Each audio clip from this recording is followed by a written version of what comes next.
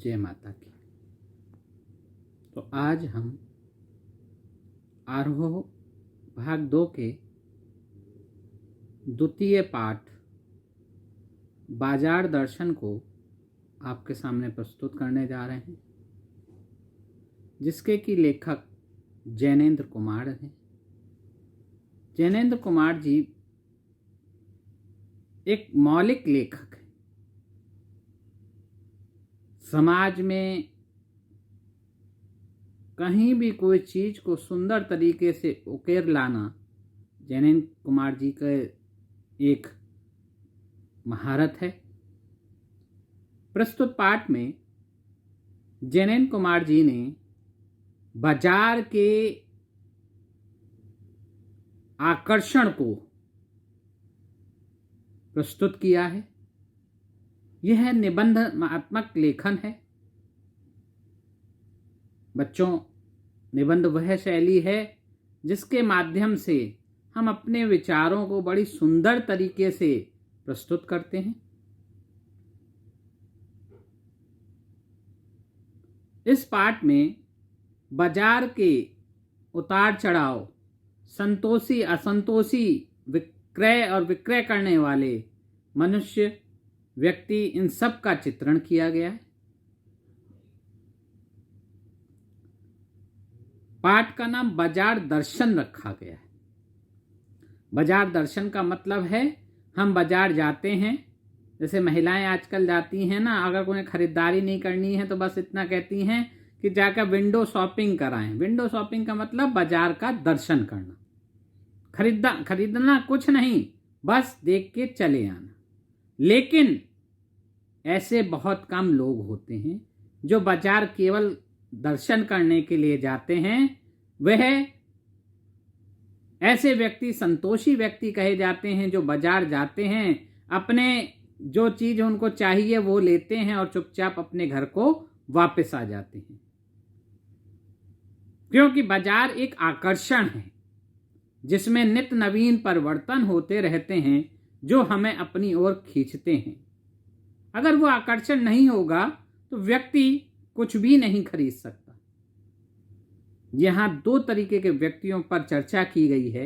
एक संतोषी व्यक्ति जो बाजार के लिए अगर घर से निकलना है, पहले हम लोग बचपन में देखा करते थे कि मम्मी पापा जो थे वो बाकायदा राशन की लिस्ट बनाया करते थे, कितना सामान, क्या क्या चीज, सब चीज लिखी जाती थी और जाकर जो किराना की दुकान, पंसारी की दुकान होती थी उसको दे देते थे और वो उस दुकानदार अपने आप वो सामान निकाल कर हमको दे देता था और हम चुपचाप मम्मी पापा लेकर उसको, उसका जो मूल्य था वो देकर वापस चले आते थे। इसमें क्या होता था, आत्मसंतोष था कि जितना बजट है उस हिसाब से पूरे परिवार का एक बजट हुआ करता था, घर परिवार का, क्योंकि मध्यम वर्गीय और या कोई भी वर्गीय हो उसको अपने परिवार का एक बजट बनाना पड़ता है। जैसे सरकारें बजट बनाती हैं उसी प्रकार से हम लोग मध्यम वर्गीय भी सब लोग अपने घर का बजट बनाते हैं कि किस मद के लिए कौन सा धन का उपयोग, कितने धन का उपयोग किया जाएगा। इसी को कहा जाता है संतोषी लोग, गए जो मिला वो लेके चले आए। असंतोषी लोग वो लोग होते हैं नहीं चाहते हुए भी बाजार जाते हैं। नहीं चाहने का मतलब है मस्ती में अपने जाते हैं, दिखावे के लिए कि हम बहुत पैसे वाले हैं और बाजार में जो सामान लाना है वो तो लाते ही लाते हैं, उसके अलावा भी अनावश्यक बहुत सारी चीजें ले आते। इस पाठ में यही दिखाया गया है। पुराने जमाने में आप जाइए तो उस वक्त क्या होता था, बाजार हाट लगा करते थे। छोटी छोटी गांव में पूरा देश बसा हुआ था और हर मंगलवार या बुधवार जो अलग अलग बटे थे उनमें बाजार लगता था। सब लोग आते थे, सामान खरीदते थे और चले जाते थे। ये नहीं था कि साबुन अगर एक है तो एक ही साबुन मिलता था, 2 साबुन होंगे 2, लेकिन ऐसा नहीं है एक के साथ 3 साबुन मिलेंगे। मूर्ख नहीं बनाया जाएगा, दिखावा नहीं किया जाएगा, जो है वो है। लेकिन आज बाजार परिवर्तित हो चुका है, हम लोगों की मानसिकता भी बदल चुकी है।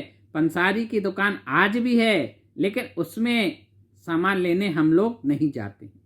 बड़े बड़े शॉपिंग मॉल बन गए हैं, बड़ी बड़ी दुकानें बन गई हैं जो एक आकर्षण का केंद्र बने हुए हैं। वो आपको विभिन्न प्रकार के प्रलोभन देते हैं कि आप आइए, और उनके प्रलोभन में फंसकर अपने को लूटते, खुद को लूटते हुए, मुस्कुराते हुए चले जाइए। बड़े बड़े बाजार हैं, बड़े बड़े लगे हुए हैं, खुद सामान उठाना होता है, खुद सब कुछ कार्य करना होता है, लेकिन घर में तो एक गिलास का पानी भी नहीं उठाएंगे। लेकिन बड़े बड़े बाजारों में बड़ी बड़ी ट्रॉलियां लेकर बड़े मुस्कुराते हुए ये भी ले लें, वो भी ले लें, इस तरीके की मानसिकता लेकर सब चलते हैं कि एक के साथ तीन मिल लें। अरे एक के साथ तीन किराना वाला हमें नहीं देता था। आप जानते हैं कि एक के साथ तीन जो दे रहा है वो आपके साथ उन तीनों बाकी जो दो चीज दे रहा है उसका भी मूल्य निकाल रहा है। सोचने की बात है। लेकिन हम नहीं, हम तो अर्थवादी भौतिकतावादी जिंदगी को जीते हैं, तो हम खुशी खुशी बड़े हंसते हुए सामानों को ले आते हैं। दो तरीके के लोग होते हैं, एक जिनकी जेबें भरी होती हैं, इस पाठ में बताया गया है। एक भरी जेब का व्यक्ति होता है और एक खाली जेब का व्यक्ति। भरी जेब का व्यक्ति होता है वो अनावश्यक चीजों को खरीदने के हमेशा तत्पर रहता है। बाजार निकला, महिला वर्ग आपके साथ है, पत्नी या बच्चा आपके साथ है, ना चाहते हुए भी एक के बदले 5 चीज खरीद ली जाती हैं, क्योंकि जेब में पैसा है। भले ही बाद में आके कहें अरे ये चीज गलत आ गई, लेकिन ना, उस वक्त तो दिखावा है कि हमको ये भी चीज चाहिए, हमको ये भी चीज चाहिए। संतोष नहीं होता, असंतोष लोग होते हैं। वहीं दूसरा जो खाली जेब का व्यक्ति होता है, उसको जितनी चीज चाहिए वो उतनी ही चीज को लेता है और वो अपने घर को चला जाता। इस पाठ में एक चूरन वाले व्यक्ति का बताया गया है, जो एक बढ़िया दुकानदार है। सोच देखिएगा कि वो 25 पैसे का, उस वक्त 25 पैसे का मूल्य हुआ करता था, तो 25 पैसे का मात्र चूरन बनाता था। चूरन आप लोगों ने खाया होगा, विभिन्न प्रकार के चूरन आते हैं, मुख का स्वाद बदलने वाले, पेट को का स्वाद बदलने वाले, अन्य प्रकार के स्वाद बदलने वाले जो चूरन आते हैं आपने खाए होंगे। बालपन और बड़े, छोटे से छोटा और बड़े से बड़ा चूरन खाता है। कोई मीठे के लिए खाता है, कोई पेट के लिए खाता है, कोई खाने के लिए खाता है, कोई अन्य चीज के लिए खाता है, लेकिन चूरन सब खाते हैं। तो वो चूरन बनाया करते थे 25 पैसे का, और उनका लक्ष्य था कि मात्र मैं 25 पैसे का चूरन बना के ले जाऊंगा, बाजार में बेचूंगा, 25 पैसे से एक भी ज्यादा मूल्य नहीं लूंगा, और जैसे चूरन बिक जाएगा चुपचाप अपने घर चला आऊंगा, और जो बचता था उसे फ्री में वो बांट दिया करते। उनका यही नित्य क्रम था और वो इस कार्य को करते थे। बहुत अच्छा क्रम चलता रहता था। उनकी सादगी ये देखिए कि अगर उनको चूरन से संबंधित सामान भी लेना होता था तो एक निश्चित दुकान थी जहां पर उससे संबंधित सारा सामान मिलता था, वो वहीं पर जाते थे और कहीं नहीं। बीच में बहुत सारी दुकानें थी, बहुत से लोग उनको आकर्षित करते थे, सुंदर सुंदर दुकानें खोल के बैठे थे, उन्हें आकर्षित करते थे कि आइए आप हमसे लीजिए, हम सस्ता देंगे, हम ऐसा देंगे, हम वैसा देंगे। लेकिन नहीं, जिस प्रकार से घोड़ा जब टांगे में लगाया जाता है, जोता जाता है, तो उसके आगे एक गाजर लगा दी जाती है कि वो चुपचाप सीधा चलता रहे, यानी उसको इधर उधर कुछ ना दिखे, तो उसके बाद साइड में कुछ कपड़े या अन्य चीजें लगा दी जाती हैं कि वो केवल सामने देखे। उसी प्रकार से ये व्यक्ति भी सीधे उस दुकान तक जाता था, 25 पैसे का जो सामान है वो लेता था और चला आता था। ऐसे लोगों को संतोषी लोग कहा, जो जितनी आवश्यकता है उतनी चीजों को लेते हैं और फिर स्वयं वापस चले आते हैं।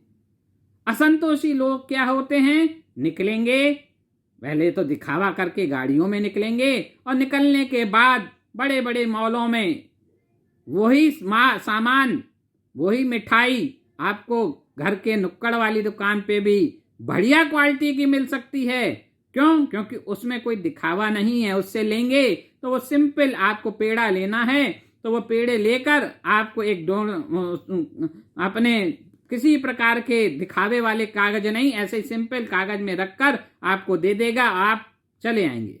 सस्ता भी होगा, स्वादिष्ट भी होगा, अच्छा भी होगा, क्वालिटी भी होगी, क्योंकि रोज बन रहा है। और वहीं हम उसको स्वीकार नहीं करते। बड़ी बड़ी दुकानों में जहां केवल दिखावा है, सुंदर आवरण में रखे हुए हैं, वर्क लगे हुए हैं, भले ही बहुत पुराने बने हुए हों, वो कोई नहीं देखता, बस क्योंकि डिब्बा बहुत सुंदर आकर्षण है, उसमें बहुत सुंदर वर्क लगा है। चाहे वही मिठाई बाहर 50 रुपए की मिल रही हो ना, उसे नहीं लेंगे, वो 100 रुपए 200 रुपए तक की मिठाई लेंगे, क्योंकि वो डिब्बा बहुत सुंदर है।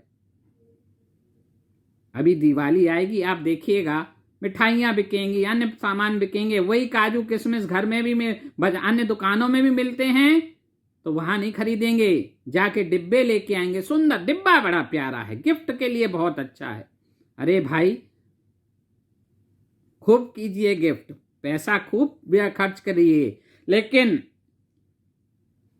एक बात याद रखिए कि व्यर्थ में किसी चीज को बर्बाद मत कीजिए।